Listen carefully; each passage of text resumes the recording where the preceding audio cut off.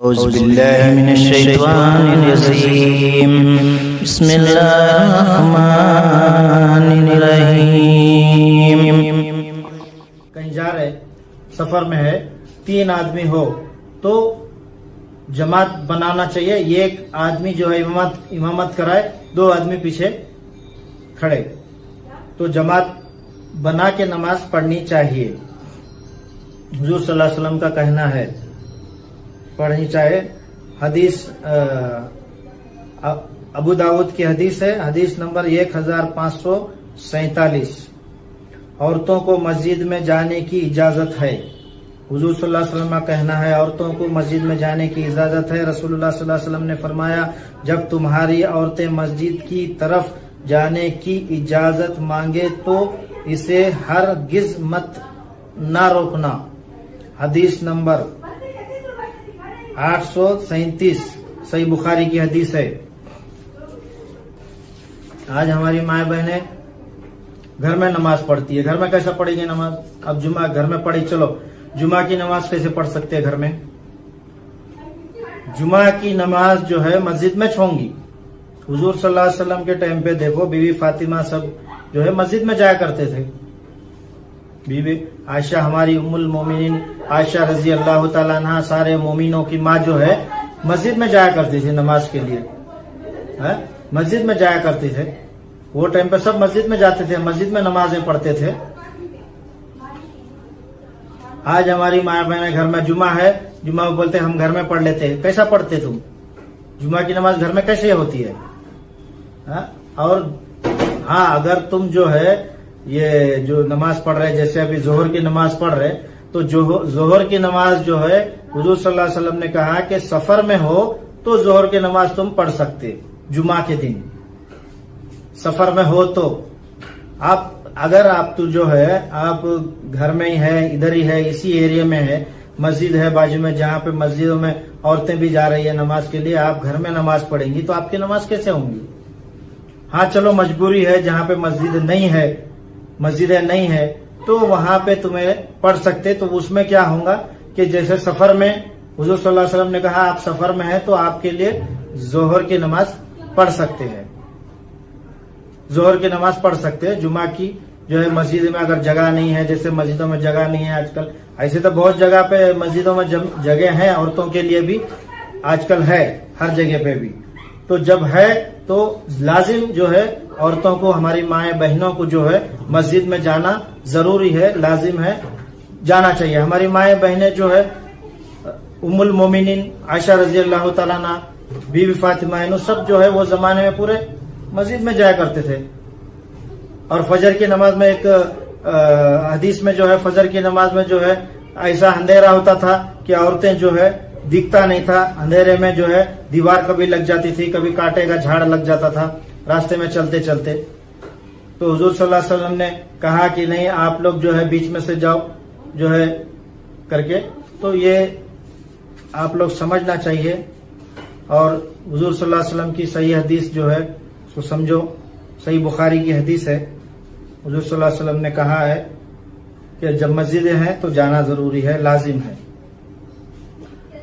11 सहाबी रजी अल्लाह ताला अन्हुमा अजमाइन ने की शहादत, अजमाइन की शहादत अबू हमीद शादिरी रजी अल्लाह ताला अन्हा से रिवायत है कि इन्होंने रसूलुल्लाह सल्लल्लाहु अलैहि वसल्लम के 10 सहाबी की जमात में कहा कि मैं तुम सबसे ज्यादा रसूलुल्लाह सल्लल्लाहु अलैहि वसल्लम की नमाज के तरीके को जानता हूँ। सहाबी करीम रजी अल्लाह ताला अन्हा अजमाइन ने कहा, फिर हमारे रूबरू रसूलुल्लाह सल्लल्लाहु अलैहि वसल्लम की नमाज बयान करो। अबू हमीद ने कहा, जब रसूलुल्लाह सल्लल्लाहु अलैहि वसल्लम नमाज के लिए खड़े होते तो अपने दोनों हाथ कंधों के बराबर उठाते, अपने दोनों हाथ कंधों पर उठाते। ये नहीं कि कानों तक, कानों की बात नहीं है। देखो सही हदीस है, सही बुखारी की हदीस है, कानों तक नहीं है। और सहाबिया 11 सहाबियात जो है शहादत दे रहे हैं, और क्या चाहिए? 11 सहाबियात जो है शहादत दे रहे भाई कि हुजूर सल्लल्लाहु अलैहि वसल्लम किस तरीके से नमाज पढ़ते थे। तरीका बता रहे आपको, समझो जरा क्या तरीका है। उठाओ हदीसें पढ़ो, कुरान उठाओ, देखो सही तरीका पकड़ो। आज दुनिया में है, कल नहीं रहेंगे, क्या भरोसा। आदमी देखो हार्ट आ गया, चले गया, क्या जवाब देंगे अल्लाह को, क्या जवाब देंगे। तो सही जो है तरीका पकड़ो, सही रास्ते पे चलो। तो अपने दोनों हाथ कंधों के बराबर उठाते, फिर तकबीर तहरीमा कहते, फिर कुरान पढ़ते, फिर रुकू के लिए तकबीर कहते और अपने दोनों हाथ कंधों के बराबर उठाते, फिर रुकू करते और अपने हथेलियां अपने घुटनों पर रखते। जब रुकू में जाते तब भी हाथ उठाते। देखो 11 सहाबियात जो है शहादत दे रहे हुजूर सल्लल्लाहु अलैहि वसल्लम किस तरीके से नमाज पढ़ा करते थे। तब रुकू में जाएंगे तब भी हाथ जो है कंधे तक उठाया करते थे, फिर अपनी हथेलियां घुटनों पे रखते और रुकू करके दोनों रुकू करते। रुकू के दौरान कमर सीधी करते, फिर खड़े होते, कमर सीधी करते, फिर ना अपने सर झुकाते और ना बुलंद करते। जब सीधी समी अल्लाहु लिमन हमीदा करके खड़े हो जाते तब क्या है, सीधे खड़े होते, ना झुक के खड़े होते ना ऐंठ के खड़े होते, यानी पीठ और सर हमवार रखते और फिर अपना सर रुकू से उठाते, फिर कहते समी अल्लाहु लिमन हमीदा। रुकू से सर उठाते, फिर समी अल्लाहु लिमन हमीदा करते, फिर हाथ कंधों तक लेके जाते, फिर छोड़ के फिर सीधा करते, कमर सीधी कर लेते, सीधे खड़े हो जाते। उसके बाद में फिर सजदे में जाते, फिर अपने दोनों हाथ उठाते यहाँ तक के इनको अपने कंधों के बराबर करते और कौम में इत्मीनान से खड़े होते, सीधे खड़े हो जाते, फिर अल्लाह अकबर कहते, फिर जमीन के तरफ सजदे के लिए झुकते, फिर अपने दोनों हाथ बाजू अपने दोनों पहलू रानों और जमीन से दूर रखते। यानी कि ये रान जो है ना ऐसा रहना, अगर सजदा कर रहे दोनों हाथ जो है ऐसे रहना, बगल जो है ऐसे खुले रहना चाहिए ऐसा, और पैर भी जो है ऐसा हाथ बिछा के भी नहीं रहना चाहिए, पैर जो है ऐसे रहना, ये बगल खुले दोनों बाजू के, और जो है पैर जो है एकदम बैठना चाहिए। एक जब उठेंगे तो फिर एक पैर को सुला के एक पैर जो है खड़ा रखना, और ये जो सामने जो सीधा पांव के नाखून जो है सामने काबे की तरफ रहना ऐसे, और अपने दोनों पांवों की उंगलियां ऐसे खोलते। इस तरह के उंगलियों के सर किबला रुख करते। जो पांव की उंगलियां है, उंगलियों को किबला रुख करते, फिर अपने सर सजदे से उठाते और अपने बायां पांव को मोड़ के उसके ऊपर बैठ जाते, यानी फैला देते, फिर इस पर बैठते और सीधे होते यहाँ तक के हर हड्डियां अपनी जगह पर आ जाती। इतना इत्मीनान से बैठते कि हड्डियां जो है अपनी जगह पे बराबर आ जाना। ये नहीं कि वो आप देखेंगे ना, आप कहीं मस्जिद में जाएंगे देखेंगे, मस्जिद में जाते ऐसा सजदा करते फिर उठते बैठते, ऐसा कर रहे जैसे कसरत कर रहे। नमाज इत्मीनान से होगी, ऐसा नहीं होगी। इत्मीनान से नमाज पढ़ा जाता है।